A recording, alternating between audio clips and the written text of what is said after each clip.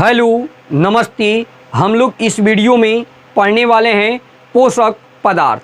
हाँ दोस्तों, इससे क्वेश्चन 1 या 2 या 3 क्वेश्चन आपके एग्ज़ाम में पूछते रहते हैं। अगर वीडियो आपको पसंद आए, वीडियो को लाइक कीजिएगा, शेयर कीजिएगा। चैनल पर नए होंगे तो चैनल को सब्सक्राइब कर दीजिएगा। चलिए हम लोग आगे की ओर बढ़ते हैं, देखते हैं और समझाने का प्रयास करते हैं। सबसे फर्स्ट नंबर में जानने वाले हैं कौन सा टॉपिक होगा। तो देखिए, ये हम लोग जानने वाले हैं पोषक पदार्थ के बारे में। पोषक पदार्थ में जिसको हम लोग न्यूट्रिएंट्स के नाम से जानते हैं, जिसमें से पोषक पदार्थ में ये 3 टॉपिक आते हैं। तीनों टॉपिक को आप लोग अच्छे तरह से समझ लेते हैं तो इसी से क्वेश्चन अगर बनाते हैं तो आपसे बिल्कुल छूट नहीं सकता क्वेश्चन। देखिए कौन कौन इन टॉपिक को नहीं पढ़ना होता है। सबसे फर्स्ट नंबर में कार्बोहाइड्रेट। जब हम लोग पोषक पदार्थ में कौन कौन टॉपिक आते हैं तो कार्बोहाइड्रेट, जबकि दूसरा है प्रोटीन और जबकि हमारा तीसरा टॉपिक होगा वसा। ये 3 टॉपिक आते हैं। चलिए हम लोग आगे की ओर बढ़ते हैं।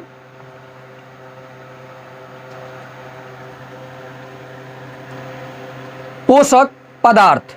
पोषक पदार्थ में जिसको इंग्लिश में क्या कहते हैं, न्यूट्रिएंट्स के नाम से जानते हैं। तो देखिए, जीवों में विभिन्न प्रकार की बायोलॉजिकल ये फंक्शंस, जैविक कार्य को संचालन करने के लिए आवश्यक नहीं होते हैं।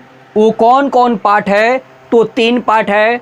कौन कौन? कार्बोहाइड्रेट्स, जबकि दूसरा है प्रोटीन, जबकि तीसरा है वसा। ये तीनों से हम लोग पोषक पदार्थ वो जो प्राप्त नहीं करते हैं और शरीर से हम लोग ऊर्जा मिलता है, तभी शरीर को आगे बढ़ाने का और इससे किसी भी कार्य को करने का हम लोग कार्य नहीं करते हैं। तो किससे? तो ये अगर कार्बोहाइड्रेट, वसा और प्रोटीन अगर नहीं रहे तो हम लोग का शरीर में कुछ नहीं बच सकता। यानी बिल्कुल हम लोग न चल फिर सकते हैं, न इधर उधर काम कर सकते हैं। इस तीनों को ये रहना बिल्कुल हम लोग का शरीर में ज़रूरी होगा। कौन कौन? तो देखिए, ये सबसे फर्स्ट नंबर में हम लोग का शरीर का ऊर्जा उत्पन्न करने का कार्य इसी से है। जबकि दूसरा टॉपिक होगा उपापचयी क्रिया, जिसको मेटाबॉलिक एक्शन के नाम से जानते हैं। तीसरा हमारा निकलता है क्या तो शरीर की टूट फूट की मरम्मत नहीं करने का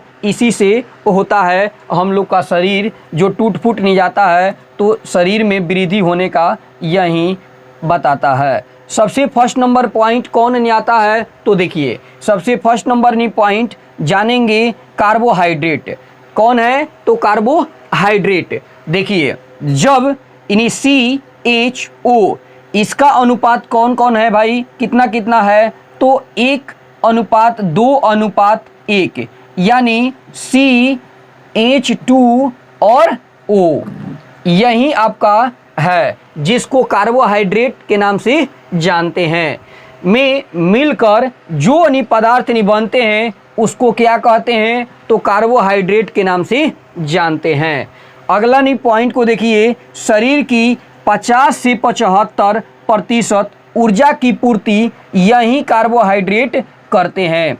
लगभग आपके शरीर के जब ये 50 से 75 हिस्सा ही ये कार्बोहाइड्रेट का है जो ऊर्जा ये प्रदान करने का कार्य करता है, जिसमें से glucose, fructose, galactose, sucrose, maltose, lactose इसी ये कार्बोहाइड्रेट में पाए जाते हैं। देखिए आपको 1% ये जिसमें से दिखाया गया है कार्बोहाइड्रेट, ये क्या कर रहा है, ऊर्जा यानी एनर्जी का कार्य कर रहा है। अगला है कि 1 ग्राम ग्लूकोज के पूर्ण ऑक्सीकरण से हम लोग को कितना मिलता है ऊर्जा भाई, तो 4.2 कैलोरी ऊर्जा प्राप्त होता है, जिसमें से न्यूक्लिक अम्ल का निर्माण ये करते हैं जो आनुवंशिक गुणों को एक पीढ़ी से दूसरे पीढ़ी तक ले जाते हैं हम लोग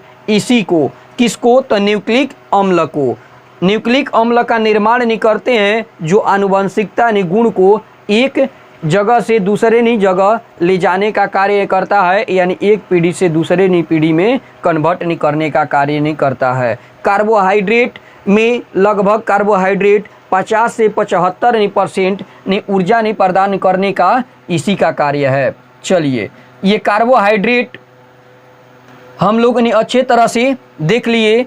आगे देखिए इसमें कौन कौन पॉइंट है। तो कार्बोहाइड्रेट में ये देखे कि जब CHO यानी 1:2:1 में मिलकर जो पदार्थ बनते हैं उसको कार्बोहाइड्रेट के नाम से जानते हैं। शरीर में 50 से 75% ऊर्जा की पूर्ति कार्बोहाइड्रेट करते हैं, जिसमें से glucose, fructose, galactose, sucrose, maltose और लैक्टोज का कार्य होता है, जिसमें से 1 ग्राम ग्लूकोज के पूर्ण ऑक्सीकरण से 4.2 कैलोरी ऊर्जा प्राप्त होता है, जिसमें से न्यूक्लिक अम्ल का निर्माण करते हैं जो आनुवंशिक गुणों को एक पीढ़ी से दूसरे पीढ़ी में ले जाने का कार्य करता है। जिसमें से किसमें पाया जाता है अधिक ये कार्बोहाइड्रेट, तो गेहूं में, चावल, मक्का, बाजरा, आलू, शकरकंद, सलगम और क्या है, शहद। इसमें कार्बोहाइड्रेट की मात्रा सबसे अधिक मात्रा उपस्थित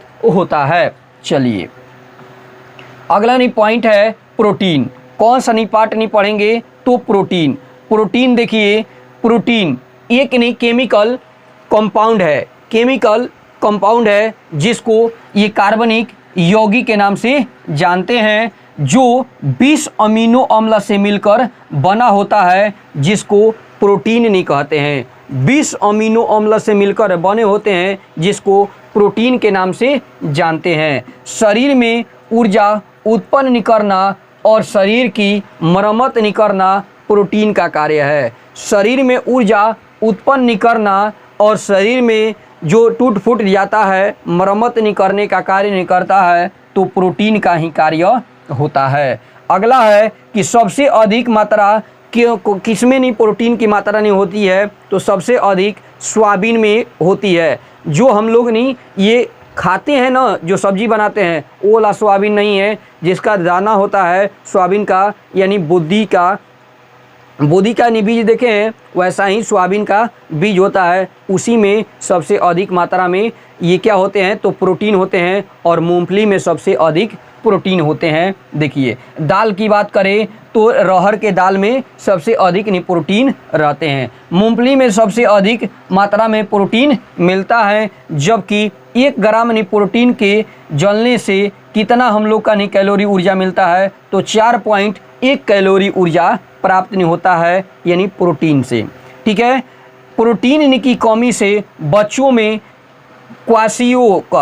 क्वाशियोकर और मरासमस ये रोग हो जाता है। किसके वजह से, तो प्रोटीन के वजह से। इसलिए बच्चों को बोला जाता है कि दाल रोटी खाने का काम नहीं करे, ताकि उसमें प्रोटीन की मात्रा अधिक रहे, नहीं तो यही बीमारी उत्पन्न हो जाती है। अगला पॉइंट है कि सबसे अधिक प्रोटीन कौन कौन में मिलता है, कौन कौन पदार्थ खाना चाहिए, तो दाल, दूध, मछली, अंडा, सोयाबीन, पनीर, दही, ये सब में प्रोटीन की मात्रा अधिक रहता है। लेकिन सबसे अधिक की बात करें तो सोयाबीन में, जबकि अधिक की बात करें अगला तो ये मूंगफली में, जबकि अगला है सबसे अधिक तो अरहर के दाल में।